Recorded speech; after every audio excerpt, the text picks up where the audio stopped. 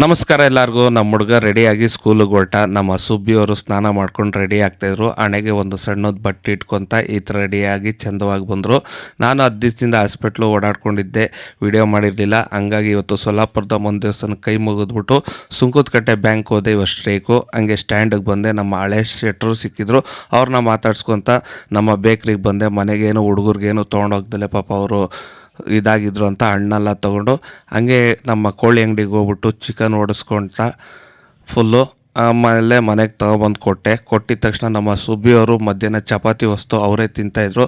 ಸಾಯಂಕಾಲ ಆಗಿತ್ತು. ನಮ್ಮ ಹುಡುಗ ಹೋಮ್ವರ್ಕೆಲ್ಲ ಬರೆದು ನಮ್ಮ ಮಿಸ್ಸಸ್ ಎಲ್ಲ ರೆಡಿ ಮಾಡ್ತಾಯಿದ್ರು ಚಿಕನ್ ಸಾರಿಗೆ. ನಮ್ಮ ತಾಯಿಯವ್ರಿಗೆ ಅವ್ರಿಗೆ ಮಾತ್ರ ಕೊಟ್ಟವರೆಲ್ಲ ಚೆಕ್ ಮಾಡ್ತಾಯಿದ್ರು. ದೇವ್ರಿಗೆಲ್ಲ ಕಡ್ಡಿ ಹೆಚ್ಚಿ ಎಲ್ಲ ರೆಡಿಯಾಗಿದ್ರು. ಪಾಪ ನಮ್ಮ ಸುಬ್ಬಿ ಮಕ್ಕ ಅಂತೂ ಸಣ್ಣಗಾಗಿತ್ತು. ಜೋರಾಗಿ ಹೇಳು. ಏನು ಚೀಚಿ ಕೊಟ್ಟಿಲ್ವಾ ಇನ್ನ ನಿನಗೆ? ಪಾಪ ಅಮಾಯಕಿ ಸುಬ್ಬಿ. ಅಮಾಯಕಿ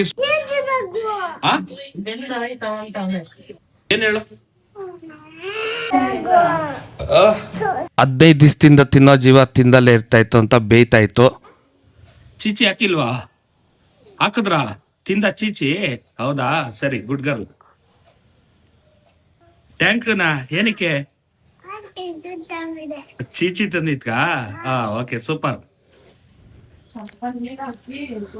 ಅಷ್ಟೊತ್ತಿಗೆ ನಮ್ಮದು ಮುದ್ದೆ, ಕಾಳುಗೋಜು, ಚಿಕನು.